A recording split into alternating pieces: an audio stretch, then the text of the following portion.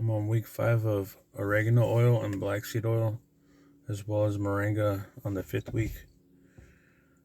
And I feel better, less bloating, less fatigue, uh, clarity. Everything comes back. And there's something that I wanted to talk about where moringa is considered it's a miracle tree, and black seed oil is considered the miracle seed. So when you feed your body these things, it's almost like everything else that's ever bothered you will go away. And it shows a little bit of light of the end of the tunnel, where it feels like maybe you will live on and things will get better. It's not just like everything just gets dark and the tunnel gets darker, and maybe, but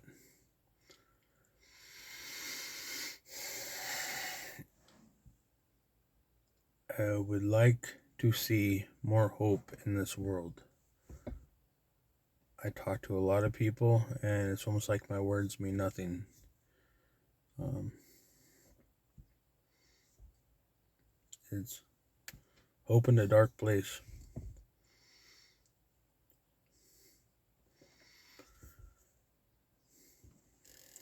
When people think everything is hopeless, they give up, and they don't want to know anymore. But there's a point where there's an awakening that's happening right now with the USA. So they make the great American dream is almost like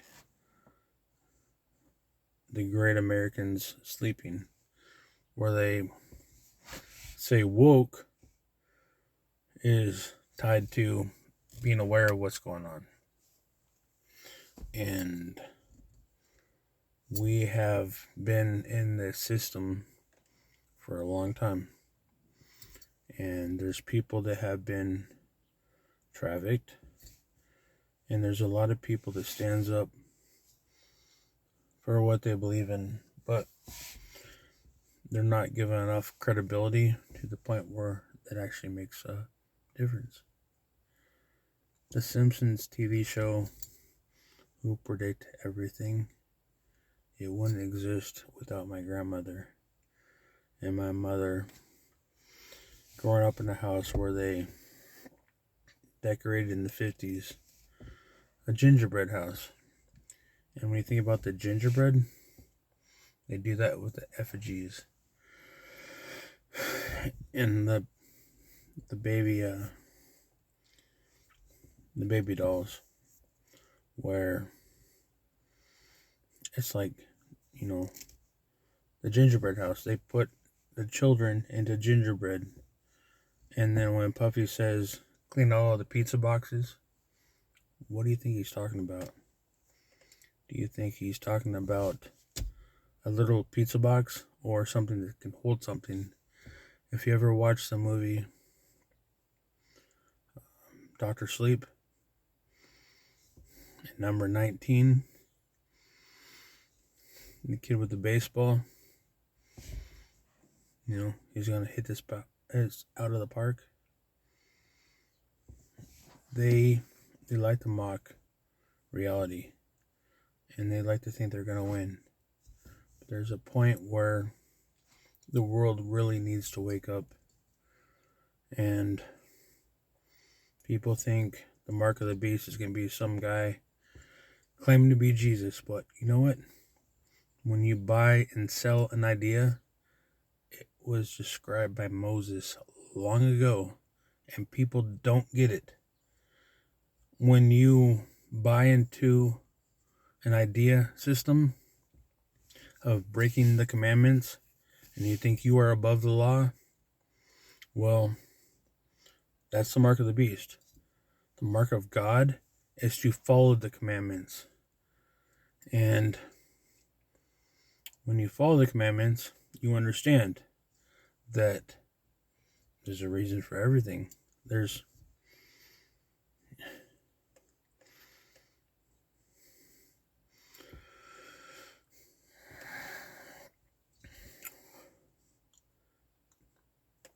the Talmud, it talks horrible things about Christians and Jesus. They say he's boiling in excrement in hell. And they should lie, cheat, and steal to get their way over the Gentiles. But you go back to Esau and Jacob fighting. Two brothers fighting, and this whole world is divided. When Jesus comes back, he said, the poor are going to understand it more than the rich. And that's true. So, when you're so rich, you have so much power, and you see all these Epstein files, enough is never enough. There always needs to be more. Like just total control, power. It's like a joke. When you think about April 19, the day of liberated solid control, April 19, 1984, in the Book of Language, you don't want control. You want everyone to be even. If we are all created the same way, this is how you want it to return. If you ever had any kind of power to return to that place, this is what it's talking about.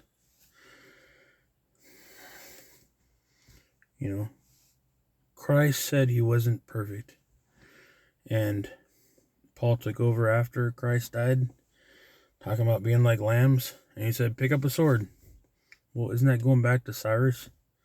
Isn't that going back to Hosea with Moses and the promised land? But, take what's yours. Forget the people under your footsteps. There's a point where it's gotta realize in the whole understanding that to get to the promised land, you cannot just slaughter your way there. That's why Jesus said everyone before him was a thief.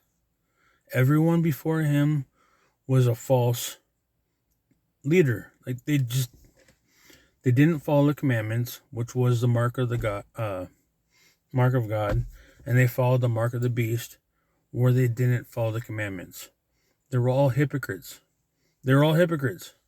That's why I'm saying I'm in refinery. I'm not perfect, but there's a point where you have to look in your own mirror image and see if you really are following what Christ was talking about. Money, yes, it comes easy. The hardships, you got to go through them.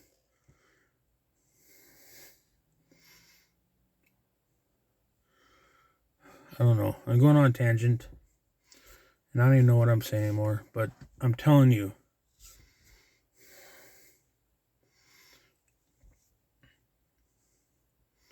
There's a point where you can't just blindly follow Scripture. If it said God loved Jacob and hated Esau, look into why they spoke that way and why he was favored. Think about a billionaire compared to a cheap man, and everything was stolen from you, but people think that's the way. That's the way of God. God favors the rich. No. Jesus, or Yeshu, his mom called him, he found a way to speak to your heart. When God is knocking at your heart, you feel it. No matter what you're going through, there's a point in your life where you're going to see a situation and God is going to knock at your heart, and you can make one decision or the other. But it's at that moment you are judged. If you understand what I'm talking about, you'll make it through this mission. This world is the same as estudiante into a genio. It's student to genius. Like, you're gonna understand when you've been through it. If you haven't been through it, you're not gonna understand. But if you've been through it, and once you've been through it, and you actually really follow through with it, you're going to get it. Love you all.